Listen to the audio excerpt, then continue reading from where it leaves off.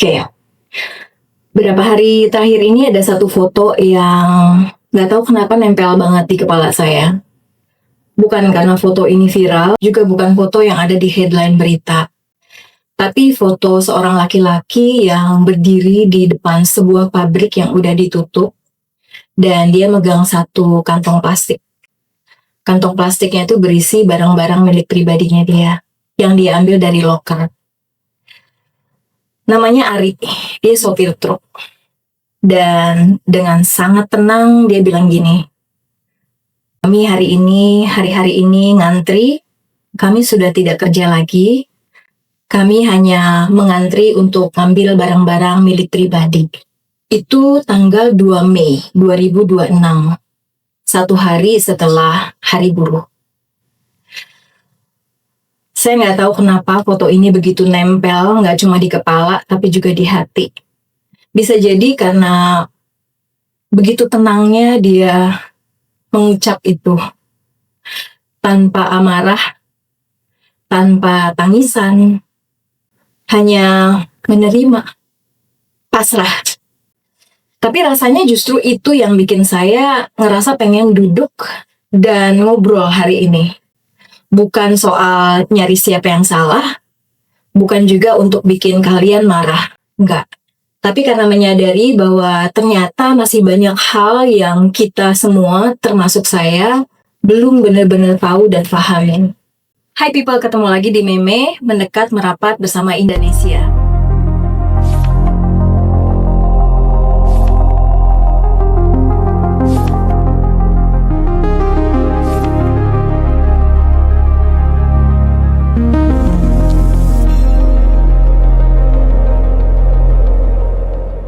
Lalu 1 Mei, Hari Buruh Internasional. Hari dimana harusnya jadi perayaan, tapi buat jutaan warga Indonesia itu jadi semacam reminder bahwa ternyata perjuangan mereka dan kita belum selesai. So hari ini kita mau ngobrol jujur soal ini, bukan untuk bikin panik, tapi untuk bikin kita melek. Karena mengetahui itu sebuah kekuatan. Nah, kita mulai dari angka dulu kali ya, karena angka tuh nggak bohong. Di tahun 2024, data resmi Kemenaker mencatat hampir 78.000 pekerja kena PHK. Di akhir tahun, angka itu menyentuh 80.000. Dan baru 3 bulan pertama 2025 aja udah ada 37 perusahaan yang tutup atau lakukan PHK massal. Lebih dari 44.000 orang terdampak dalam 3 bulan. Terus Jakarta di tahun 2024 mencatat 17.085 pekerja ter-PHK. Melonjak 608% dibanding 2023. 600%. Itu bukan typo. Tapi angka tetaplah angka. Saya mau cerita soal beberapa nama. Yang pertama, Sritex. Kalau kamu pernah pegang seragam militer yang kualitasnya bagus, ada kemungkinan itu buatan mereka. Ini nih pabrik tekstil asal Solo yang sempat jadi pemasok seragam militer untuk lebih dari 30 negara. Mereka dinyatakan pilot. Dan pada 1 Maret 2025, lebih dari 10.000 pekerja mengemas barang mereka untuk terakhir kalinya. Satu hari, 10.000 orang. Yang kedua, Yamaha Musik. 2 pabrik di Bekasi dan Jakarta tutup di tahun 2025. Totalnya lebih dari 1.100 karyawan terdampak. Bukan karena mereka nggak kerja keras atau nggak bisa kerja keras, tapi karena produksi dipindah ke Cina dan Jepang, yang mana konon ongkosnya tuh lebih rendah. Ketiga, PT Krakatau Osaka Steel, pabrik baja patungan Indonesia Jepang di Cilegon, Banten. Mereka resmi berhenti beroperasi pada tanggal 30 April 2026, satu hari sebelum Hari Buruh. Hampir 200 karyawan terdampak. Permintaan baja melemah, proyek IKN melambat, baja impor murah membanjiri pasar. Dan ini bukan cerita yang selesai. Per awal Mei 2026 masih ada sekitar 10 perusahaan lagi yang berpotensi tutup dalam 3 bulan ke depan. Kita lagi nggak bahas sejarah, kita lagi bahas sesuatu yang masih berlangsung. Tapi sebelum kita terlalu jauh, ada yang perlu kita akuin dulu secara adil. Tidak semua PHK itu buruk dalam pelaksanaannya. Ternyata ada standar PHK yang bermartabat loh. Perusahaan wajib membayar pesangon sesuai hukum, terus juga harus menyediakan dukungan emosional, tidak mempermalukan karyawan di depan rekan kerja, dan idealnya memberikan program outplacement, yaitu bantuan buat nyari kerja baru melalui pelatihan dan bimbingan karir. Secara hukum, perusahaan yang tidak memenuhi hak pekerja diancam sanksi pidana, penjara 1 hingga 4 tahun, ditambah denda 100 juta hingga 400 juta. Pekerja yang nggak nerima haknya bisa melapor ke Dinas Ketenagakerjaan setempat. Tapi berapa banyak yang benar-benar sesuai aturan? Data resmi soal ini belum tersedia sih secara terbuka, dan itu sendiri sebenarnya udah jadi masalah. Yang kita tahu, sengketa pesangon adalah salah satu kasus ketenagakerjaan yang paling banyak sering masuk meja mediasi. Banyak pekerja menerima pesangon di bawah hak, atau bahkan tidak menerima sama sekali. Pertanyaan yang layak kita tanyakan itu, kalau hak sudah diatur di undang-undang, kenapa penegakannya masih lemah? Sekarang pertanyaan yang paling penting itu dan yang paling sering dijawab dengan tergesa-gesa, kenapa ini terjadi? Pertama, ada tekanan dari luar yang memang nyata. Dunia memang lagi nggak stabil, perang dagang, rantai pasok yang belum pulih, konflik geopolitik. Ini semua kondisi nyata yang juga dirasain negara-negara tetangga kita. Vietnam kena, Malaysia juga kena, Thailand juga kena. Bedanya ada pada bagaimana negara-negara ini masing-masing merespon. Kedua, soal produk impor yang belum terkelola dengan baik. Industri tekstil kita nih udah lama berteriak sebenarnya soal ini. Produk impor masuk dengan harga yang sering di bawah ongkos produksi dalam negeri. Wali Kota Cilegon sendiri bilang terus terang, salah satu penyebab tutupnya Krakatau Osaka Steel adalah banjir baja impor murah. Ketiga, ada perubahan teknologi yang gerakannya jauh lebih cepat dari kesiapan kita. Otomatisasi, AI, robotisasi, ini bukan skenario tahun 2040. Ini udah terjadi sekarang. Di lantai-lantai produksi, di kantor-kantor, dan ini bukan soal pekerja atau pengusahanya yang tidak kompeten. Ini soal ekosistem. Dan ekosistem butuh kebijakan yang komprehensif. Sekarang kita ke 1 Mei 2026. Hari Buruh tahun ini bukan sekedar seremonial. Presiden Prabowo hadir langsung di Monas di tengah ratusan ribu buruh. Dan dia nggak hanya berpidato, dia menandatangani beberapa hal yang penting buat kita catat. Yang pertama, dan menurut saya sih paling bersejarah ya, Undang-Undang Nomor 2 Tahun 2026 tentang Perlindungan Pekerja Rumah Tangga. Ini perjuangan yang berlangsung 22 tahun. Pekerja rumah tangga Indonesia jumlahnya kan jutaan ya. Mayoritas perempuan. Dan selama ini mereka bekerja tanpa kepastian hukum soal upah, jam istirahat, atau apa yang terjadi kalau mereka sakit. Hari itu, negara akhirnya mengakui mereka. Kepres nomor 10 tahun 2026, Satgas Mitigasi PHK dan Kesejahteraan Buruh. Respon langsung terhadap gelombang PHK yang sedang terjadi. Seberapa efektif? Itu tergantung implementasinya tentu, dan itu adalah PR yang perlu kita pantau bersama. Manfaat JKP, jaminan kehilangan pekerjaan, juga ditingkatkan. Kini 60% dari upah selama 6 bulan plus akses pelatihan.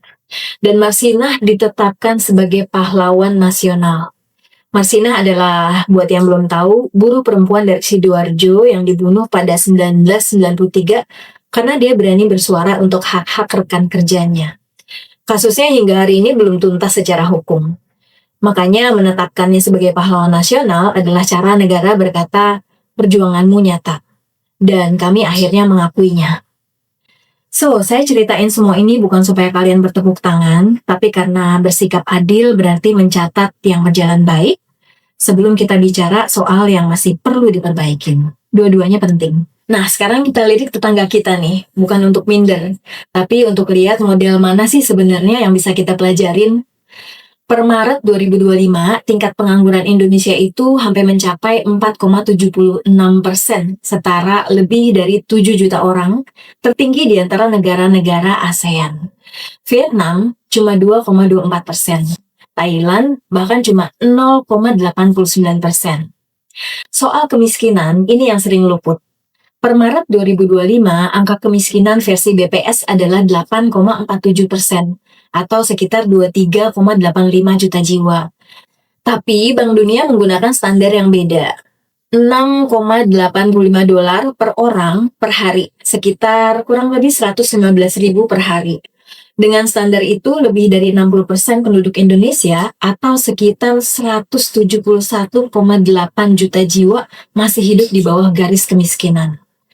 Keduanya valid untuk tujuan yang berbeda. Tapi yang paling penting, ada kelompok rentan miskin sebesar 24,42% atau 68,5 juta jiwa yang hanya sedikit di atas garis miskin dan bisa jatuh kembali kapan aja kalau ada guncangan ekonomi, sakit, atau kehilangan pekerjaan. Malaysia punya EIS, Employment Insurance System, sejak 2018. Cara kerjanya simpel, pekerja dan perusahaannya masing-masing menyisihkan 0,2% dari gaji per bulan. Kecil banget, nggak terasa, tapi kalau kena PHK, dana itu jadi hak kamu. Tunjangan selama 3-6 bulan, plus konseling karir.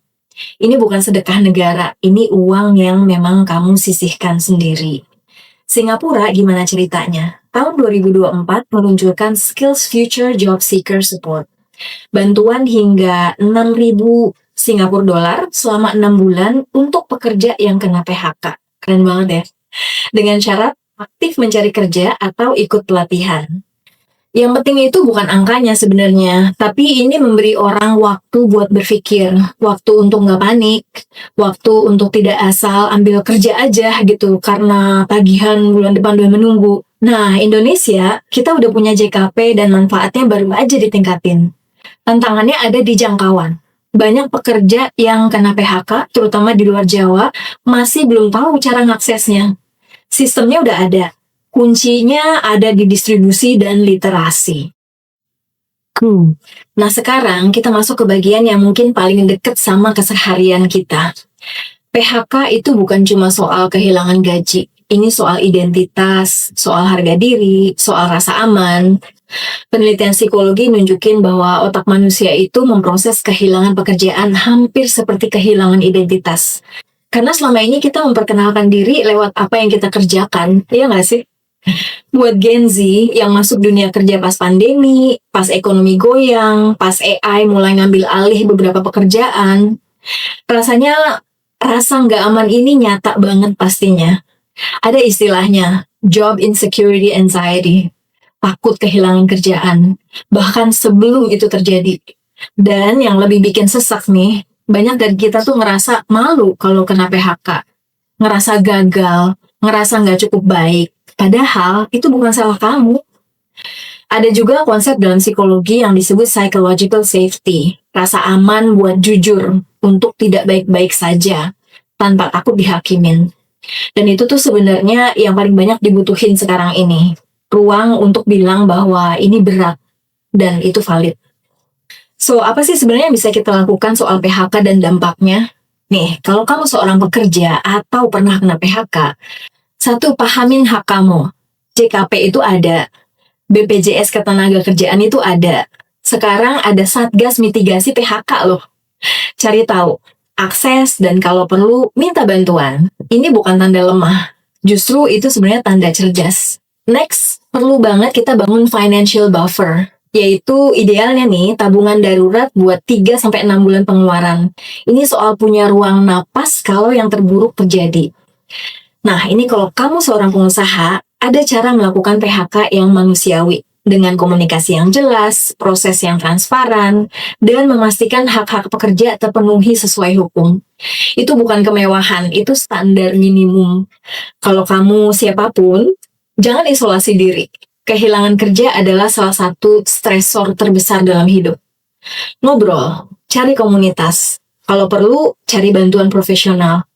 Nggak ada yang lemah dari minta tolong. Selamat Hari Buruh. Buat semua yang lagi berjuang, kita ngelihat kamu. Perjuangan kamu nyata, dan kamu nggak sendirian. Segitu dulu meme kita hari ini. Udah denger, udah mikir, sekarang giliran kamu bergerak. Nggak harus langkah gede dulu, yang penting arahnya bener.